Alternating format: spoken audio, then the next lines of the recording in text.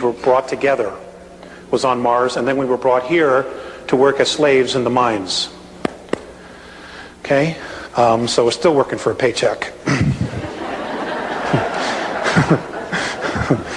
And they enjoy human flesh, and they enjoy children mostly for two reasons. One, they don't have the pollutants, the caffeine, the nicotine, and things of that, all the processed foods that the adults have. And two, when they're put into a state of fear, their energy field and their adrenaline just explodes, and they get a rush from it. You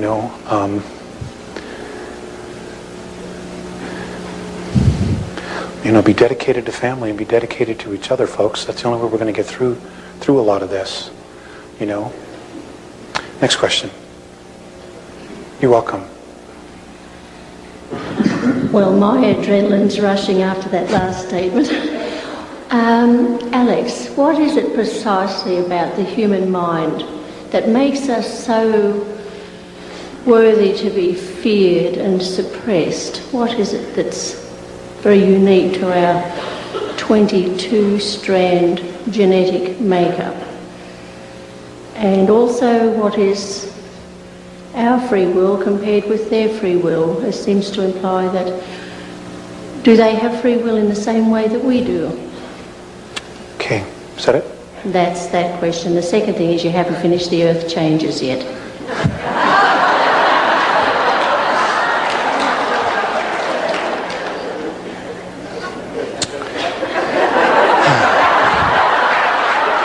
Thank you for busting me. I appreciate it.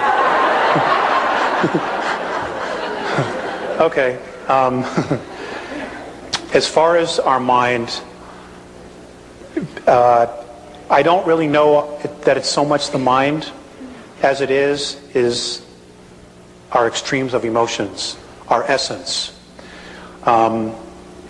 They've always stressed not so much what's in the mind, even though that's important to be able to control the creative force of emotions. It's more so the emotions. Because we are able to contain all of that inside physical form, that's what they're most attracted to. Because they want that, because the races have lost, I've said this before, some of their passion, and they are becoming more and more dependent on technology. And here we are steeping ourselves deeper and deeper into physicality, when in fact we have the ability to just leave all this behind. So we are not correctly using our power as a race. In fact, we're wasting it. And they're more attracted to that. And I'll do the earth changes after we've gone through a lot more questions. Okay? Next. Thank you for your patience. We're not supposed to put many questions. I have more, but just one. I pick up just the most important for me. It's about implants, and if you know about specifically about the neutral implant by Cryon. About what? Cryon, the neutral implant. Do you know something? I know absolutely nothing about that. Okay. I'm sorry, but I do know a little bit about implants, and getting back, this will work together. As far as our free will compared to other races' free will, they're really one and the same. It's just that we don't realize the power of our free will. We don't totally realize the sovereignty that our free will gives us. And that is why they are manipulating us through belief systems to try to get us to relinquish our free will by using our free will to say, okay, yes, you can come down and control us. Because then it's a choice. Okay? As far as the implants, what I do know is that there are a lot of races that have been abducting people and putting implants in them, and it is a sign or a seal of ownership. Okay? They feel that they own you. Now, the Greys have done this a lot because the United States government gave them permission to do it. You know, we were sold out, basically. That's what I know. I do know that many of the implants can be neutralized using a very strong ultraviolet light.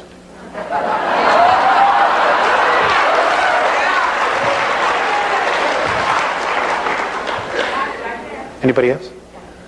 Gosh, you guys are getting crowded over there.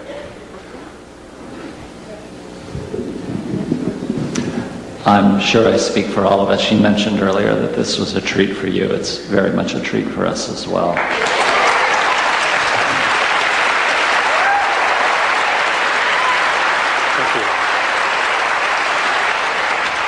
Okay, I have two questions. They're relatively unrelated. The first one, if you get an opportunity later on and have time, I would be very interested in hearing. But the second one is what I would like to ask you about. The first one is, you mentioned that the Andromedans know Ramtha as the commander. Are there any other beings that they have mentioned, and does this in any way tie in with why other races along with the Andromedans regard us as special? That's if you get an opportunity later on. The second question that I want to ask you is, the Andromedans have mentioned several changes about to occur, what Jay-Z referred to. Sovereignty is a major concern for many of us. Many of these changes are going to represent financial opportunities as they unfold. I know that dates and specific levels or prices are mutable and subject to change, but have they given you any signposts or preliminary events to watch out for that indicate that change is imminent or about to happen? Thank you.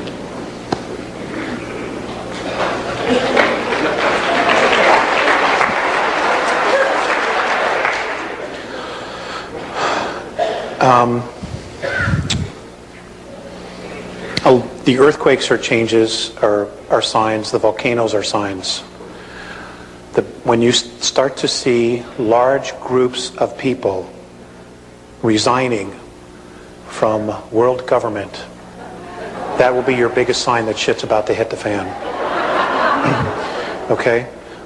Many of our world leaders have been promised underground facilities, and some even on the moon. And folks, there are bases on the moon that were built by the United States, Russians, and the British, using British money. And I would suggest to you very, very strongly, you keep an eye on Charles, Prince Charles. Okay? Just watch.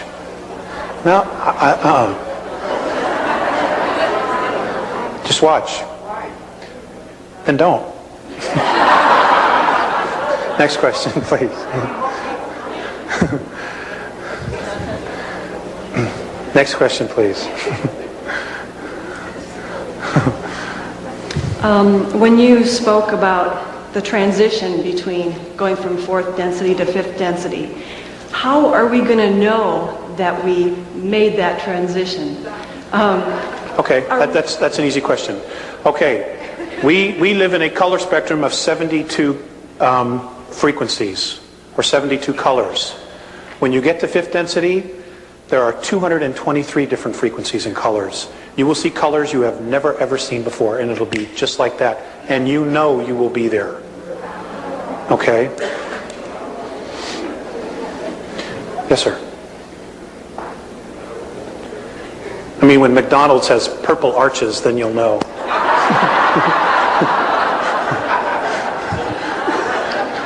Do the Andromedans have a military? And do they have a financial system, anything like ours? Okay, great question. No, they have no financial system.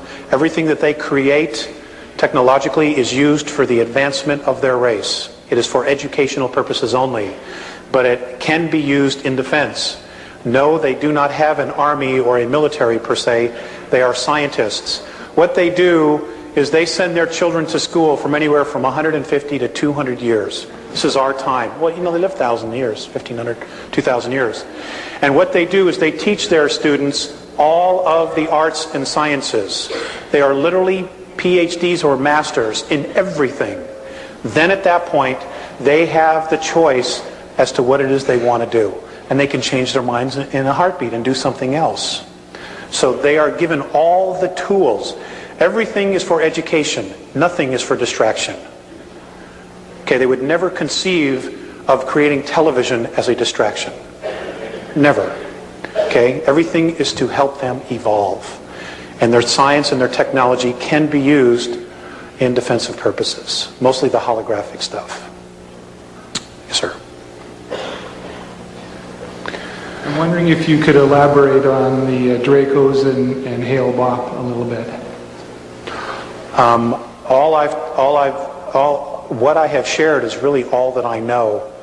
I just know that life is going to be very different. It is, they say it's a comet. It's not a comet.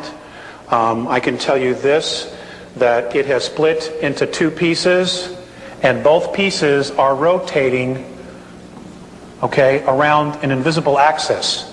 They're rotating like this as it's moving. And something that a friend told me that she heard on Art Bell, and I have not confirmed this, okay, so this is still rumor, but apparently an astronomer was on Art Bell and he called and said that they have seen a large craft that is now flying alongside Hale-Bopp that's larger than the Earth. Okay, so if it doesn't change course, it's going to be great. It's going to be great. All the denial's going to be gone. You know. Yes. I understand the Andromedans have a version of the story of Enki and Enlil, and I'm wondering if you could tell us anything about that. Oh, that's a long question. Long answer.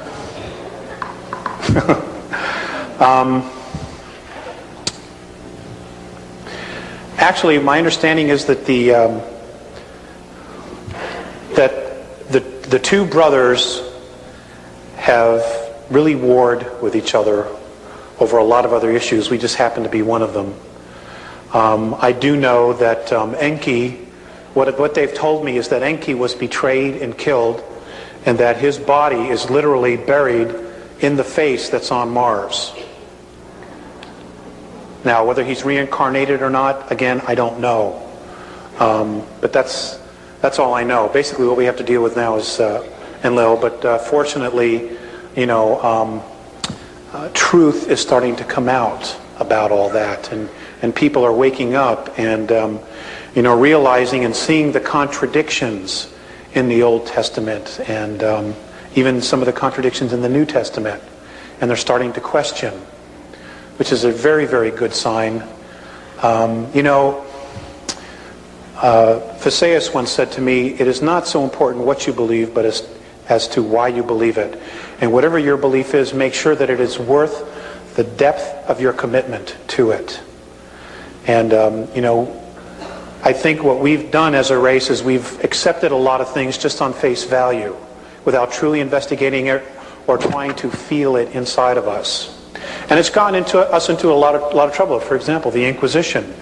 You know, the Inquisition was really an attack against women. That's really what it was about the sacredness, the Wicca of women, and the science that they held, the spirituality that they held. That's really what it was about. A lot of men got killed because they were supportive of the goddess worship. You know, and that was a huge travesty on the human race. Just one of many. Next question. This scenario that you're laying out before us exists on this reality, on this parallel reality, or this timeline. What if the Andromedans say about parallel realities where this scenario doesn't happen?